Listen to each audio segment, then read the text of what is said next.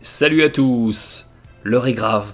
Coup de théâtre à Cleveland où Kyrie Irving a demandé officiellement et l'a fait savoir dans la presse qu'il souhaitait être échangé. Je vous propose, via une petite vidéo, de faire le point sur cette situation un petit peu inattendue qui plonge cette équipe de Cleveland encore plus dans la tourmente après une intersaison somme toute relativement décevante et assez pauvre en mouvement.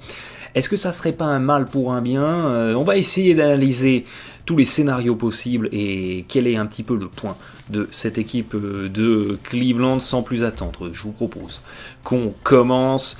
Les Cavaliers au pied du mur, dans l'obligation d'agir. Kyrie Irving demande à être transféré. Est-ce que ça serait pas un mal pour un bien? Parce que jusqu'à présent, cette intersaison a été très très pauvre pour cette équipe de Cleveland. Cleveland était peut-être même jusque-là la grande perdante de l'intersaison, même si la conférence Est est restée relativement faible.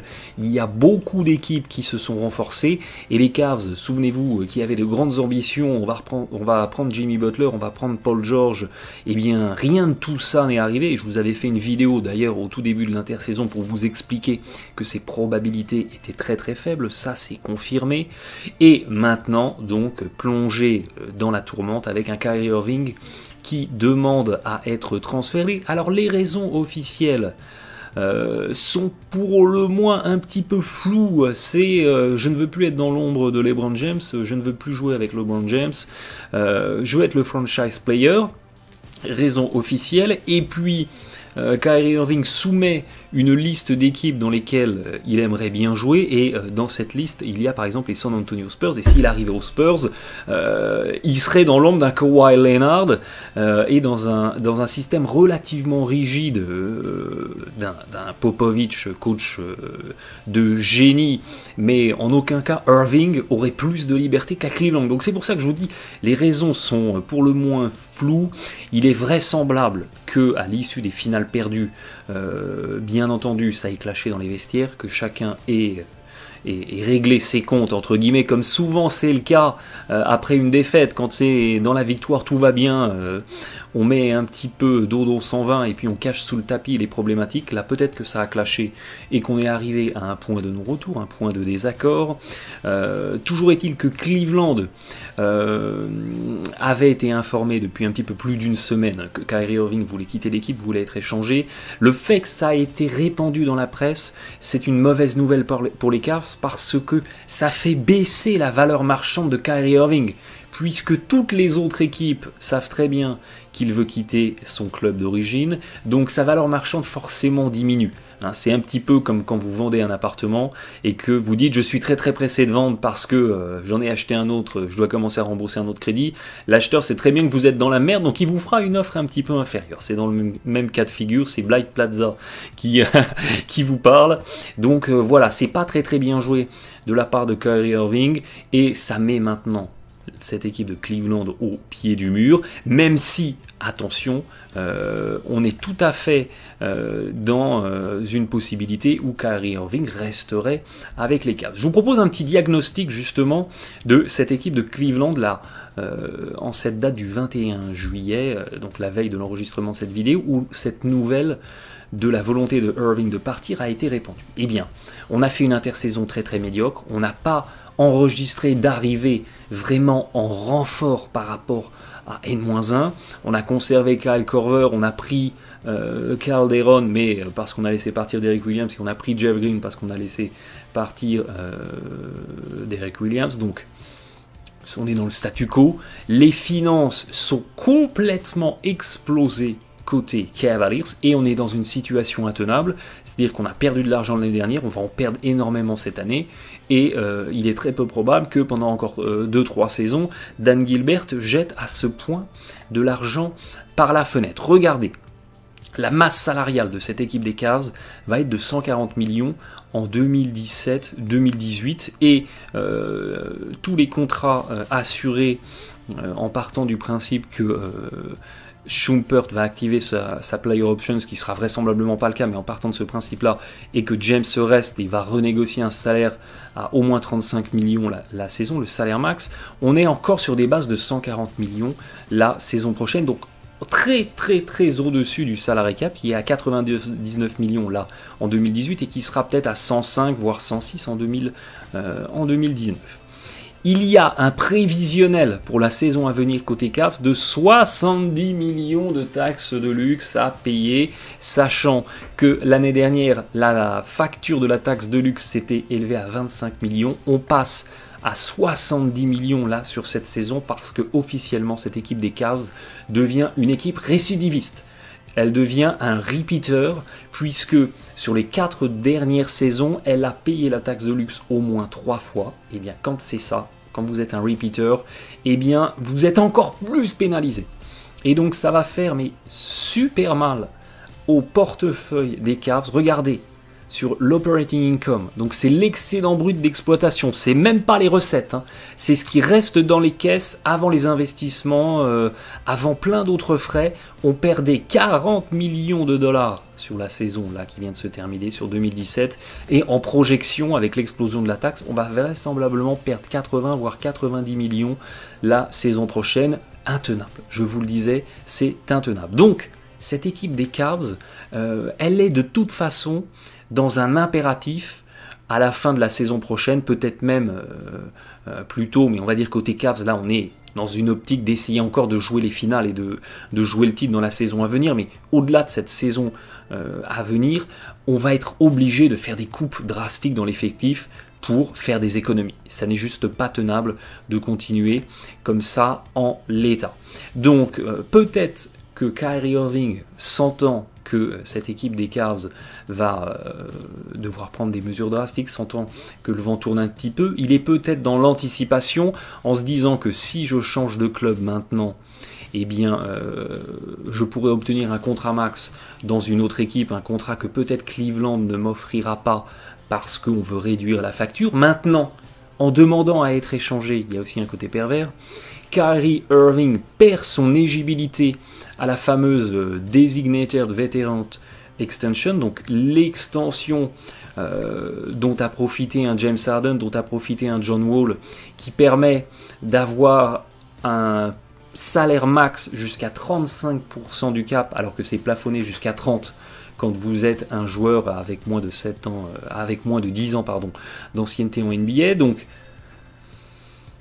d'un côté, si Irving part, il est plus éligible à cette extension-là, mais il peut potentiellement trouver une autre équipe qui lui offrira quand même 30% du cap, donc ce qui reste une somme énorme. Beaucoup de questions finalement sur la véritable jeunesse de cette volonté de partir, mais c'est pas l'objet de cette vidéo. L'objet de cette vidéo, c'est d'essayer de comprendre ce que peuvent faire les Cavs là maintenant, présentement. Donc Irving, bien entendu, c'est un meneur offensif, l'un des meilleurs finisseur et l'un des meilleurs meneurs offensifs de la ligue, 58% de pourcentage au tir réel, des excellentes capacités de finition tout près du cercle, une très belle adresse extérieure, des qualités de dribble hors du commun, vous connaissez tout ça. Il sort de sa meilleure saison avec 23 de PER, une très bonne saison, mais attention, super meneur offensif, mais piètre défenseur, puisque quand il est sur le terrain, il apporte un plus 10 à l'impact offensif de son équipe des Cavs, mais quand il est sur le terrain, il apporte aussi un impact défensif négatif de 3 unités. Donc c'est très clairement un joueur qui marque des points, qui surclasse ses adversaires en marquant plus de points qu'eux, mais qui défensivement, je n'irai pas jusqu'à dire que c'est une passoire, mais ça n'en est pas loin. On n'y a pas spécialement aidé. Sur l'homme, c'est plus ou moins correct, mais dans un schéma de défense collective, c'est très faible, voire médiocre. Donc c'est tout pour l'attaque, c'est shoot first, c'est pas du tout un meneur créateur qui va vraiment fixer pour les coéquipiers, c'est plus un meneur qui est à la création, au début d'une séquence et à la finition. Donc Irving a émis 4 souhaits de destination, je crois de mémoire, il y a le Heat, les Knicks, les Spurs et les Timberwolves. Sauf que, jusqu'à preuve du contraire, en NBA, les joueurs sous contrat ne décident pas.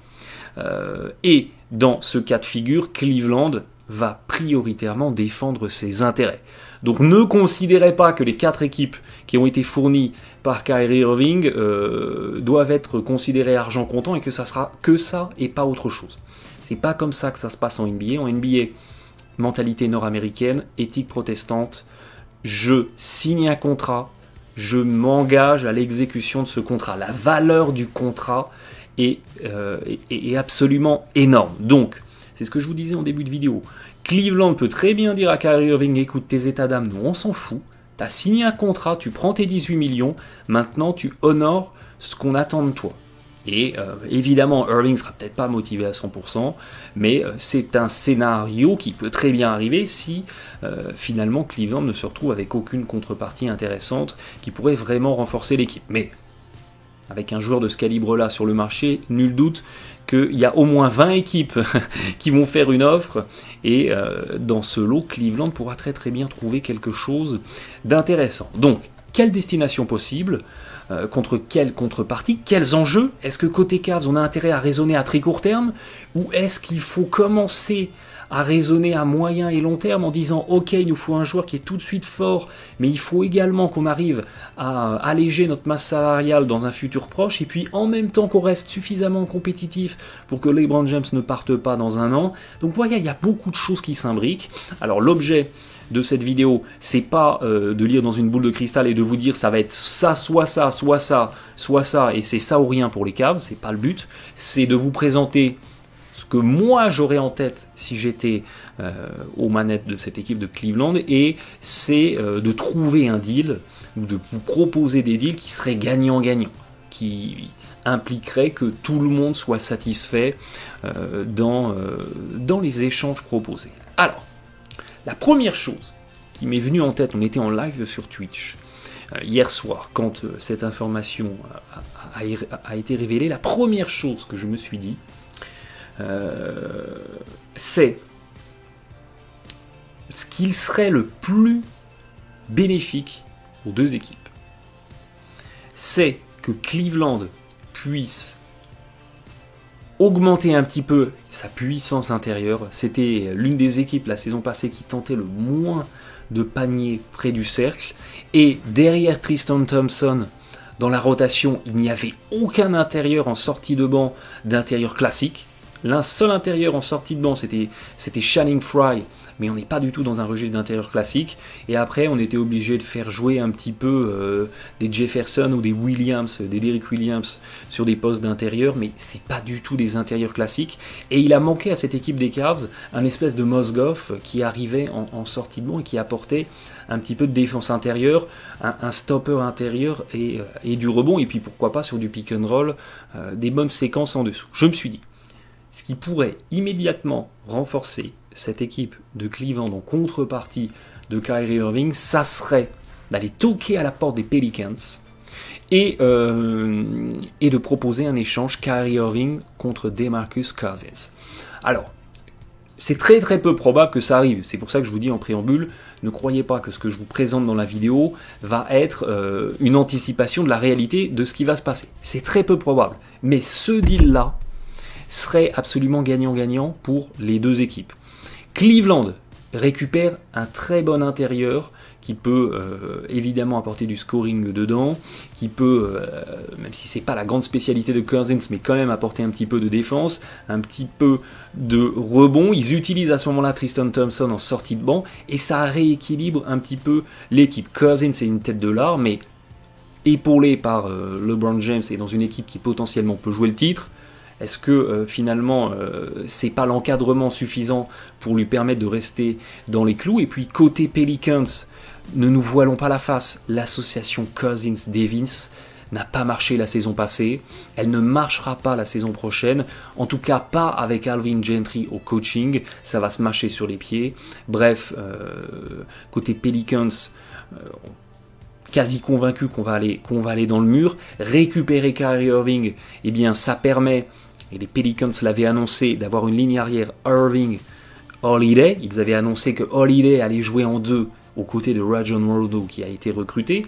Et bien là c'est pas grave, on met Rondo en sortie de banc, ça pose aucun problème.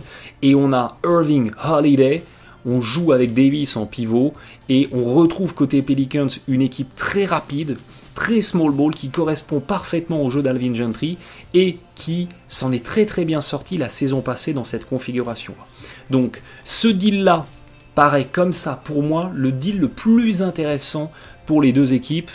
Par contre, il n'est viable que si la rumeur dont on a entendu parler de l'arrivée de Derrick Rose du côté des Cavs est validée. Et d'ailleurs, comme je vous le disais, Irving a communiqué à son encadrement, à ses dirigeants, sa volonté de partir il y a à peu près une semaine, peut-être même un petit peu plus. Et il y a effectivement quelques jours, on a entendu des informations comme quoi les Cavs avaient eu un rendez-vous avec Derrick Rose. Et quand cette information est parue, je me suis dit, mais ça n'a aucun sens. Cleveland n'a pas besoin de Derrick Rose. Ils ont recruté Calderone en sortie de banc. Derrière Irving, ça fera l'affaire. Ça va se marcher sur les pieds avec Derrick Rose. Mais maintenant, effectivement, qu'ont fuité les informations de souhait de départ de Kyrie Irving, l'entrevue avec Derrick Rose a tout de suite beaucoup plus de sens. Parce que si Irving part, on a un poste de meneur titulaire à pourvoir. Même si Rose n'est plus du tout dans ses meilleures années, eh bien, il peut quand même tenir la boutique et assurer un poste de meneur titulaire dans une équipe comme les Cavs où il y aura plein de solutions offensives et lui pourra se concentrer finalement sur la finition près du cercle comme il le faisait au Knicks et le playmaking sera complètement à l'initiative de LeBron James. Et quand vous raisonnez comme ça en vous disant « Ok, les Cavs perdent Irving, mais ils récupèrent Cousins et Derrick Rose. Et au final, ils sont pas perdants dans l'affaire, ils sauvent les meubles. Et finalement, on peut partir dans la sérénité sur la saison prochaine. Maintenant, très peu probable que ça arrive, parce que ça voudrait dire que finalement, 6 mois après, cette équipe des Pelicans tourne déjà à la page Cousins. Mais c'est faisable, je dis rien n'empêche ce trade de se mettre en place, et ça voudrait dire que Derrick Rose accepte de venir à Cleveland pour 2,5 millions de dollars la saison, c'est tout ce qui reste dans l'enveloppe en exception côté Cavs, ce qui est quand même très très peu, et il peut trouver un petit peu plus ailleurs, donc il y a beaucoup d'incertitudes, mais convaincu que ce trade-là serait favorable aux Cavs. Après, bien entendu, côté Cleveland, il faudrait aussi avoir l'assurance de Cousins qu'il re-signe avec l'équipe à l'intersaison prochaine, car il est free agent. Mais le premier deal qui m'est venu en tête quand j'ai entendu cette nouvelle, c'est celui-ci, et je me suis dit, ça me paraît être gagnant-gagnant pour tout le monde. Autre possibilité, effectivement, les Spurs étaient à l'affût d'un meneur de qualité, ils couraient après Chris Paul, ça s'est pas fait, et avec un Tony Parker qui est sur la fin de carrière, qui sort de blessure, il y a un Dejounte Murray qui n'est pas encore tout à fait à maturité, on a besoin effectivement, côté Spurs, si on veut être compétitif, d'un meneur pour tenir la boutique. Donc, une des possibilités serait de voir Kyrie Irving débarquer aux Spurs en compagnie de J.R. Smith parce que Cleveland a tout intérêt à essayer de glisser dans un package appliquant Irving un des contrats toxiques de l'équipe et J.R. Smith est un contrat toxique. Dites-vous bien que Smith, Shumpert et Fry à eux trois c'est 30 millions de dollars de salaire la saison prochaine. Le contrat toxique des Cavs, c'est pas Tristan Thompson. On a beaucoup tiré sur Tristan Thompson, mais Tristan Thompson, il est payé la même somme qu'à Mozgov, la même somme qu'à Miami. C'est le prix d'un intérieur maintenant NBA. Vous êtes capable de mettre 10 points de rebond, vous êtes à 15-16 millions la saison, c'est le cas de Tristan Thompson. C'est pas lui qui plombe les finances des Cavs. Ceux qui plombent les finances des Cavs, c'est Smith, Shumpert et Fry qui sont à 30 millions à eux trois. C'est le vrai gaspillage, il est là. Donc l'idée c'est de glisser en plus de Irving un de ces contrats-là toxiques. Pour que ça matche financièrement, il faut que côté Spurs on lâche Aldridge. Et puis il faut de la jeunesse pour eh bien, que ça soit attractif pour cette équipe des Cavs. Donc des jeunes joueurs avec du potentiel prometteur, pas cher payé. On glisse Murray de toute façon avec Irving. Les Spurs n'ont plus dans leur petit papier eh bien, le fait de développer Murray et d'en faire un futur meneur titulaire en remplacement de Tony Parker. Et puis on récupère aussi Danny Green pour avoir eh bien, un petit peu de défense. On a besoin de se renforcer en défense pour aller booster un petit peu cette équipe de Cleveland. Les Spurs récupèrent un des meilleurs meneurs de la ligue. Il récupère J.R. Smith pour apporter du scoring, et côté Cavs, eh bien, on récupère Murray, on récupère de la défense, et on a Aldridge. Alors la problématique, c'est que Aldridge, eh bien, c'est un petit peu le même profil qu'un Kevin Love, donc ça se marche un petit peu sur les pieds. Est-ce qu'à ce moment-là, on jouerait pas avec avec LeBron James, Kevin Love et Aldridge dans le 5, et on utilise Thompson en sortie de banc. Pourquoi pas imaginer des séquences de pick and roll avec Aldridge servi par James. On ne progresse pas en défense intérieure, mais on a enfin quelqu'un en sortie de banc, un Tristan Thompson, qui a peur de l'énergie, de l'intensité, et ça peut rééquilibrer cette équipe de Cleveland. Et puis rien n'empêche les Cavs de, effectivement, parce que du coup Murray est quand même un petit peu jeune pour être meneur titulaire, de courir toujours après Derrick Rose et d'utiliser Murray en remplaçant jusqu'à ce qu'on l'ait développé et qu'il devienne un starter incontesté. Autre possibilité, bien entendu, parce que du côté des Knicks, on veut aussi échanger sa superstar. Autre possibilité, bien entendu, c'est d'avoir un deal qui impliquerait Kyrie Irving contre Carmelo Anthony. Alors, en l'état, si jamais les Knicks arrivaient à récupérer Irving contre Melo simplement comme ça, immédiatement, Steve Mills, le nouveau président, ancien general manager des Knicks, promu président, se voit ériger une statue géante au milieu de Central Park. Ça serait un magnifique coup pour cette équipe, des Knicks, et pas convaincu qu'on soit vraiment gagnant côté Cavs en récupérant Carmelo Anthony en contrepartie de Irving. Melo n'a plus l'impact qu'il avait, il n'a certainement pas le rendement offensif d'un Irving. Défensivement en plus on ne gagne rien, donc ça serait une vraie problématique. Pour que le deal soit un petit peu plus intéressant, il faudrait faire Irving et Schumpert, on dégage un contrat entre guillemets toxique, et côté Knicks, eh bien, on doit lâcher un Hernan Gomez. Comme ça, on va renforcer un petit peu à l'intérieur, en sortie de banc, cette équipe des Cavs qui en a besoin, et on intègre Carmelo Anthony, et toujours la même problématique, eh bien, le poste de meneur titulaire, pourquoi pas, on le bouche avec Derrick Rose. Autre possibilité, Kyrie Irving, direction Phoenix, direction le désert, direction l'Arizona, avec un deal Irving plus Channing Frye, on glisse un contrat toxique, et en contrepartie, on récupère Eric Bledsoe, Mini LeBron rejoint Maxi LeBron, et dans le package, on glisse Tyson Chandler, parce que eh bien, il faut que salarialement ça matche. Cleveland récupère un meneur défenseur, un intérieur défenseur, et on gomme l'une des plus grosses problématiques de l'équipe, la défense. C'est une équipe qui a eu beaucoup de mal en défense la saison passée, c'était l'un des gros points noirs. Côté Suns, on récupère un super meneur offensif qui va pouvoir eh bien, rejoindre la jeune génération là, des Suns, et puis Frye pour un an. Et la différence en termes de rémunération entre Irving et Bledsoe n'est pas si énorme, donc on ne plombe pas les finances, et ça semble être gagnant-gagnant pour les deux équipes. Bledsoe est un super défenseur, et effectivement il pourra apporter et compenser un petit peu sur cette grosse lacune côté Cavs. Autre possibilité, effectivement, l'équipe du Heat. L'équipe de Miami qui pourrait proposer Dragic et Winslow en échange de Irving. Ça fait pas super rêver côté Cleveland, mais on récupérerait un Dragic qui est eh bien, un meneur titulaire somme toute de qualité, et un Winslow, donc un ailier avec un profil défensif en sortie de banc. Cleveland a besoin de défense, donc ça serait effectivement une bonne pioche. Après, pourquoi pas également un tour de draft en provenance du 8 pour les Cavs, pour effectivement augmenter un petit peu la valeur de ce deal.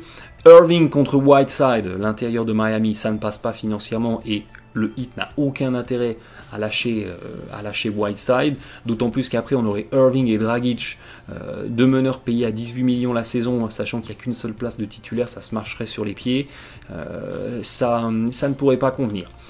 La petite anecdote sympathique avec un Irving qui arriverait à Miami, c'est qu'il retrouverait Dion Waiters, avec lequel ça s'était pas super bien passé aux Cavs. Donc la piste Miami semble pour moi la moins vraisemblable, la moins chaude.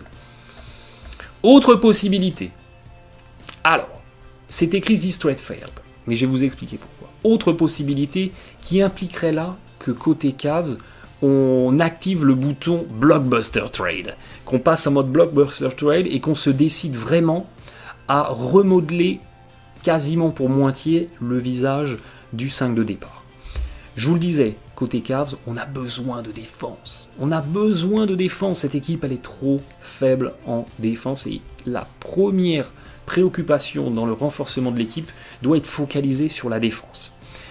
Pourquoi pas Kyrie Irving plus Tristan Thompson en direction des Clippers en échange de DeAndre Jordan, de Patrick Beverley et de Lou Williams. Ça matche sur le plan des salaires.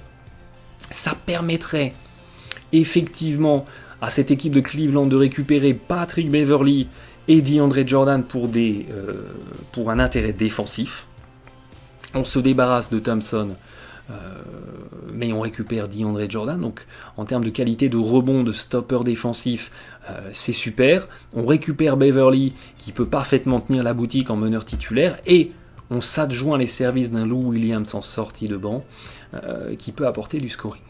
Donc ça me semble pertinent. Et puis côté Clippers, on récupère un Kyrie Irving qui est un super meneur offensif et qui ferait un super duo avec Blake Griffin et avec Gallinari. Et bien le poste d'intérieur, on va certes perdre un petit peu en qualité de défense et de rebond, mais Tristan Thompson sera parfaitement solide et une raquette Thompson-Blake Griffin ne serait pas du tout déconnante. Donc ça serait une piste qui a peu été évoquée sur les réseaux sociaux et sur internet, que je trouverais pertinente. Alors pourquoi elle n'est pas possible à l'heure actuelle?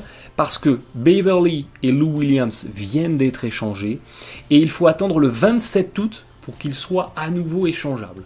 Mais monter ce trade sur la fin août, ça, c'est tout à fait faisable. C'est tout à fait faisable. On n'est pas encore dans les préparatifs de la saison, dans les training camps qui commencent en septembre, donc ça ne serait pas un timing trop tardif pour valider un tel trade.